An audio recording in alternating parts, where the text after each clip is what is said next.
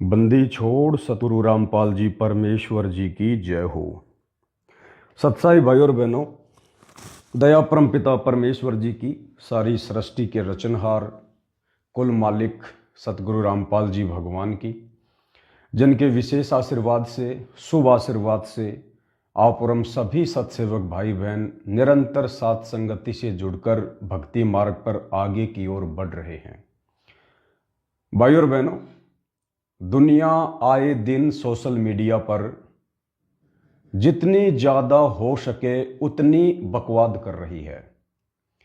उनका सुबह उठते ही और रात को सोने तक केवल एक ही काम होता है कि मुझे क्या वीडियो बनाना है, क्या मुझे सोशल मीडिया पर डालना है, कौन सा डांस का वीडियो, कौन सी बकवाद का वीडियो, जिससे सिर्फ लोगों का समय और श्वासें ही बर्बाद होती हैं। ठीक इसी प्रकार भाई और बहनों, आप और हमें परमेश्वर जी ने तत्व ज्ञान दे दिया, शत भक्ति मार्ग दे दिया, आप और हमें मनुष्य जन्म की कीमत समझा दी है।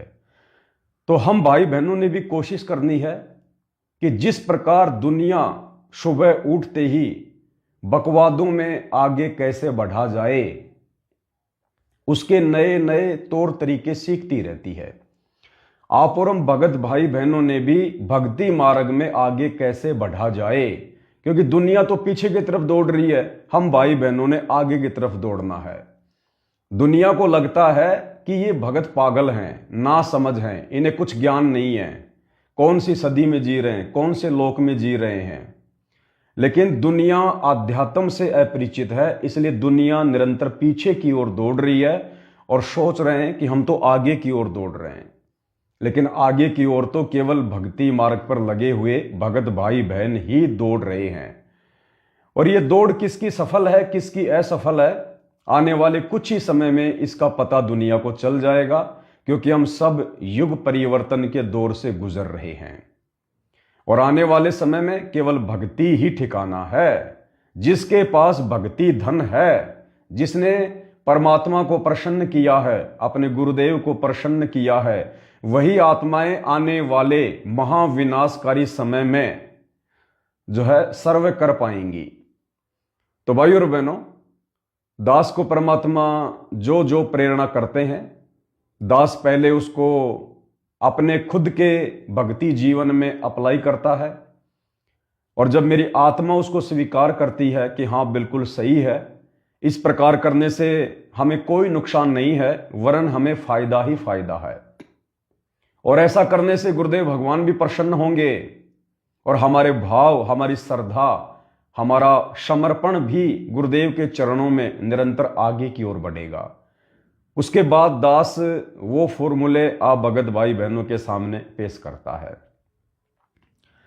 तो आज परमात्मा ने एक छोटी सी प्रेरणा और की है, दास पिछले 2-3 दिनों से वो कर रहा है, और वास्तव में बेहद लाभदायक है, और आनंद भी आता है, भाव भी बनते हैं। पहले हम सभी भगत भाई बहनों ने प्रथम मंत्र जाप के विषय में एक वीडियो बनाकर समझा और जाना कि हमने प्रथम मंत्र करते समय किस प्रकार से अपने गुरुदेव को मानसिक दंडवत करना है। जब हम प्रथम मंत्र के 7 मंत्रों में से शुरू का मंत्र बोलते हैं और लास्ट का मंत्र बोलते हैं, उन दोनों मंत्रों के समय हमें कैसे गुरुदेव भगवान के चरणों में झुककर मानसिक दंडवत प्रणाम करना चाहिए। अब परमेश्वर ने उसी प्रक्रिया में एक नई चीज और जोड़ दी है, ताकि हमारे और भाव बने, हमारी और श्रद्धा बने।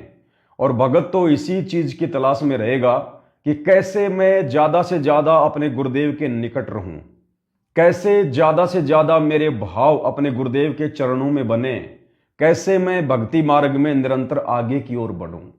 क्योंकि भगत संसार को देख के नहीं चलता है, भगत सांसारिक भौतिक वस्तुओं को देखकर नहीं चलता है, दुनिया की अंधाधुंध जो भाग दौड़ मची हुई है, भगत उसको देख के नहीं चलता है। भगत को केवल अपना आत्म कल्याण दिखाई देता है, भगत को केवल अपना गुरु दिखाई देता है, भगत को केवल अपनी मर्यादा दिखाई देती है। तो प्रथम मंत्र जाप के विषय में उसी से संबंधित एक और प्रेरणा गुरुदेव ने छोटी सी दास को की है। सोचा आप सभी भगत भाई बहनों के साथ में शेयर करूं और हम इसका भरपूर फायदा उठाएं। वैसे तो भाई और बहनों, हम प्रथम मंत्र का जाप करते हैं, सभी भाई बहन बैठ के करते हैं, शांति से करते हैं, चलते फिरते, खाते पीते, उठते बैठते, अपना काम धंधा करते करते, अपने ऑफिस में, मजदूरी में आते जाते समय भी हम मंत्र का जाप ही करते हैं, जिसको सतनाम मिला है या जिसको प्रथम नाम मिला है। लेकिन कुछ समय हम भगत भाई बहनों ने समय निकाल कर इन मंत्रों का जाप करना होता है, जो विधि परमात्मा ने साध संगतियों से शुरू करवाई है। तो साध संगति से जुड़े हुए भाई बहनों को अब ये तो पता चल ही गया कि प्रथम मंत्र का हमने किस प्रकार से जाप करना है। अब उसी प्रक्रिया में एक चीज को हम और ऐड करेंगे परमात्मा के आशीर्वाद से, और उससे हमारे को बहुत सारे फायदे होंगे।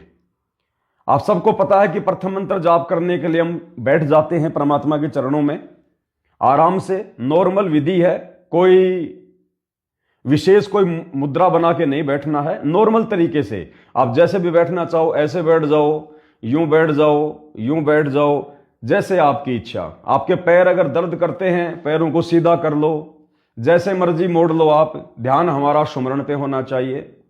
तो जैसे हम भाई बहन प्रथम मंत्र का जाप करते हैं बैठकर, और अब आप और हम सभी को पता है कि सबसे पहले प्रथम मंत्र का जो प्रथम जाप है, जो गुरुदेव ने सार्वजनिक किया हुआ है, सत सुकृत अविगत कबीर, उस मंत्र को बोलते समय हम भाई बहन अपने मन में ये कल्पना करते हुए कि सामने मेरे पूज्य गुरुदेव भगवान सिंहासन पर विराजमान है, उनके चरण कमल नीचे किसी साफ वस्त्र के ऊपर रखे हुए हैं, और प्रथम मंत्र का जाप करते समय मैं उनके चरणों में बैठा हूं, और प्रथम मंत्र का प्रथम मंत्र बोलते समय मैं झुककर और मानसिक रूप से अपने गुरुदेव के चरणों में अपना माथा नवाता हूं।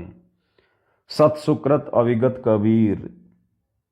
उसके बाद आराम से हम आ जाते हैं, फिर बीच के जो 5 मंत्र हैं देवी देवताओं के, हम उनका जाप करते हैं। फिर लास्ट का जो मंत्र है 7वां मंत्र, उस मंत्र को जाप करते समय फिर हमारी सुरती हमारे गुरुदेव के चरणों में जाएगी, और फिर जब हम प्रथम मंत्र का फिर से जाप कर लेंगे सत सुकृत अविगत कबीर का, फिर हम वापस अपने गुरुदेव के चरणों से हटेंगे।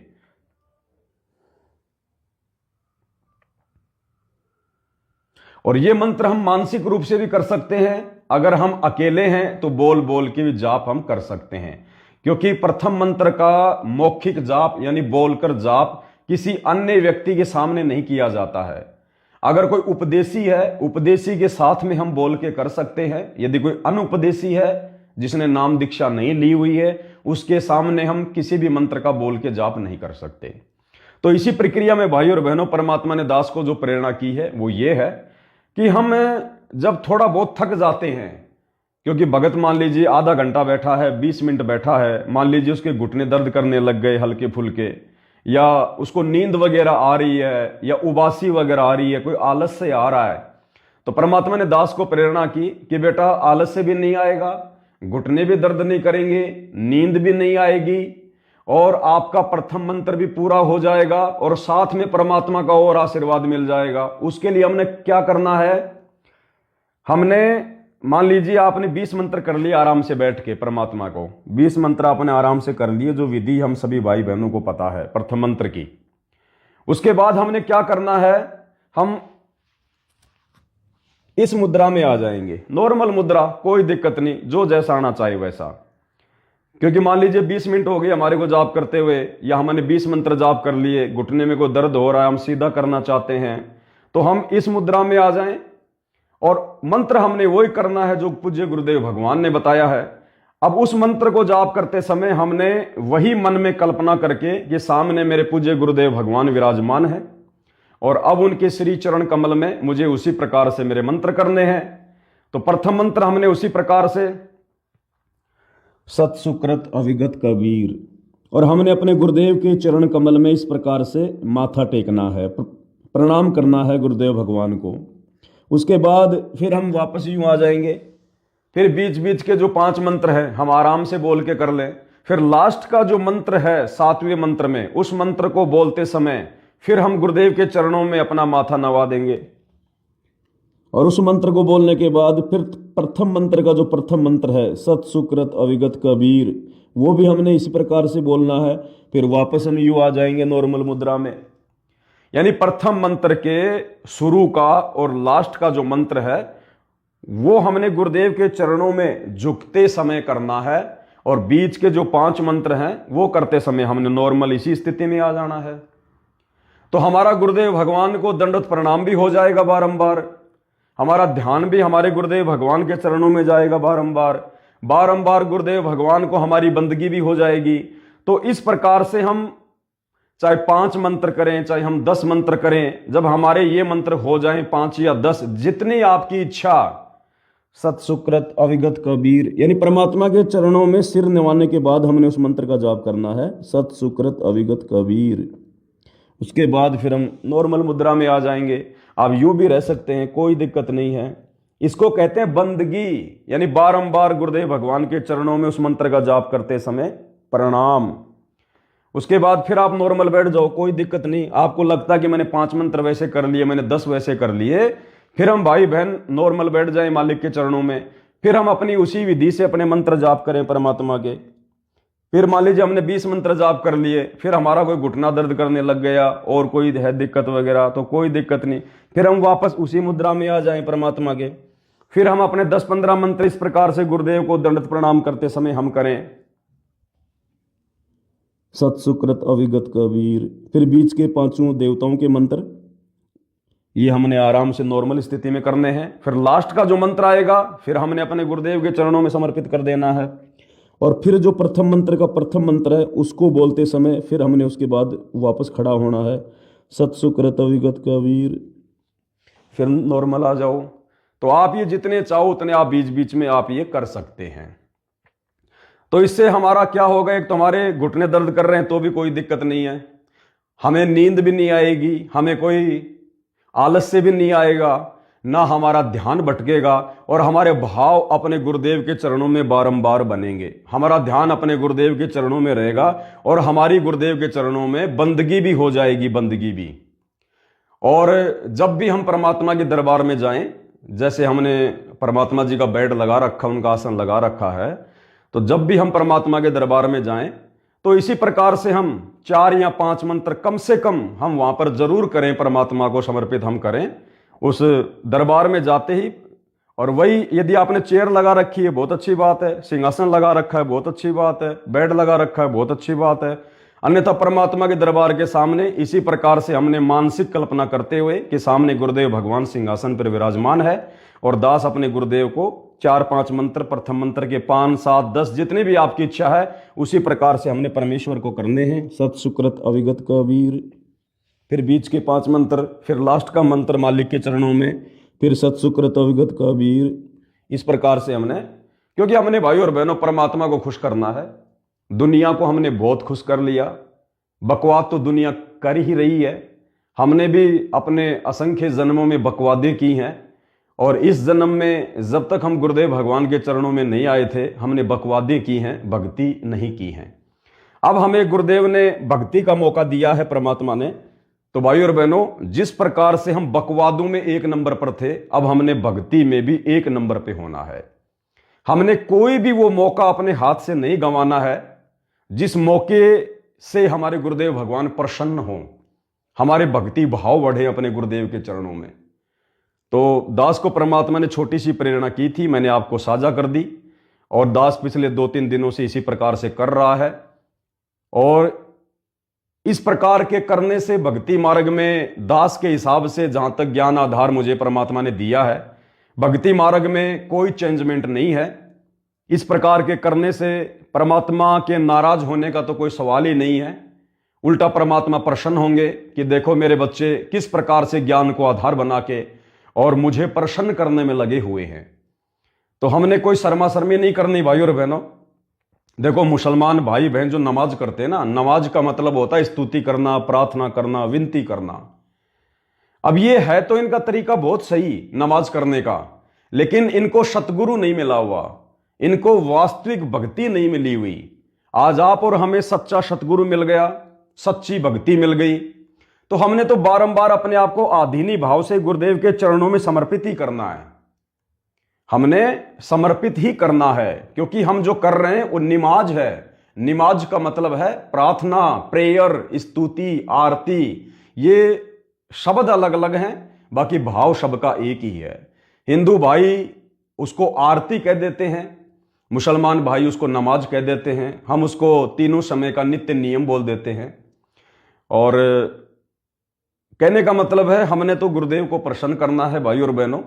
आगे आने वाले समय का कोई भरोसा नहीं है, कब क्या हो जाए, कब क्या ना हो जाए, कब तक परमात्मा इस कुत्ते को भक्ति के लिए प्रेरणा कर रहे हैं, उस समय तक ही मैं आपको संदेश दे रहा हूं। कल को क्या पता ये नेट बंद हो जाए, बिजली चली जाए, बहुत बड़ी कोई आपत्ति आ जाए, क्योंकि आएंगी, युग परिवर्तन का दौर है, भगवान जेल में बैठा हुआ, दुनिया सुखी कैसे रह सकती है। तो दास को जैसे परमात्मा प्रेरणा कर रहे हैं उस हिसाब से दास आपको बता रहा है। दबाव किसी के ऊपर है नहीं, प्रेशर किसी के ऊपर है नहीं। दास का काम है केवल बताने का। हो सकता है मैं गलत भी हो सकता हूं, लेकिन आप लोगों ने भी ज्ञान को आधार बना के ही निर्णय करना है। अगर आपको लगे वास्तव में कि ऐसा करने से हमें नुकसान क्या है, हमारे तो भाव हमारे गुरुदेव के चरणों में बन रहे हैं, हमारा ध्यान गुरुदेव के चरणों में लग रहा है, हमें कोई नुकसान तो है ही नहीं। अरे दुनिया भर के लोग सुबह सुबह उठ के योग करते हैं, योगा 1 घंटा, आधी घंटा, 2-2 घंटे लोग फालतू में अपना सिर जमीन में मारते रहते हैं। कोई ऊपर को पैर कर रहा है, कोई साइड में पैर कर रहा है, और मिलना क्या उनको, कुछ नहीं। उनका श्वास बर्बाद हो रही, उनका समय बर्बाद हो रहा। हमारे मंत्र भी हो रहे और हमारा योग भी हो रहा है, और इस मंत्र से, इस योग से हमें लाभ ही लाभ है, कोई नुकसान नहीं है। तो दास तो इसी प्रकार से करता है अपने परमात्मा को। और इसके करने से एक बेनिफिट और है भाई और बहनों, हमें बिल्कुल भी बोरियत महसूस नहीं होगी। अगर किसी को मंत्र करते समय यह लगता है भाई मंत्र 40 हुए कि नहीं हुए, 50 हुए कि नहीं हुए, मेरी माला कब पूरी होगी, जैसे होता है ना, थोड़ा सा मन अंदर प्रेरणा करता है, बहुत ज्यादा मतलब कोशिश करने पर भी मंत्र नहीं हो पाते पूरे। जब हम इस प्रकार से मंत्र जाप करेंगे परमात्मा के चरणों में बैठकर, दरबार में बैठकर, जहां भी बीच बीच में हमने परमेश्वर को दंडोत किया, जैसे दास ने अभी आपको बताया मालिक की प्रेरणा से, तो एक तो भाई और बहनों आपको यह लगेगा कि मैं मंत्र में करते जाऊं करते जाऊं करते जाऊं। आप देख लेना, आप जैसा दास अनुभव कर रहा है वैसा दास आपको बता रहा है।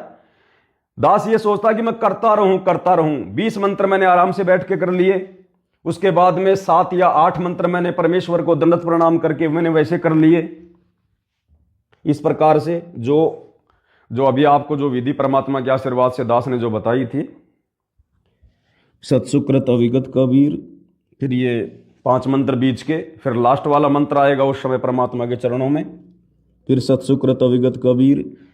तो ये मान लो हमने 10 कर लिए, फिर नॉर्मली हम बैठ गए, फिर हमने मान लीजिए 20 कर लिए, या फिर हमने 25 कर लिए आराम से ध्यान लगा के, फिर हमने 5-10 वो कर लिए, तो आपको लगेगा आपकी माला भी हो जाएगी पूरी, और आपको लगेगा मैंने तो मंत्र किए नहीं।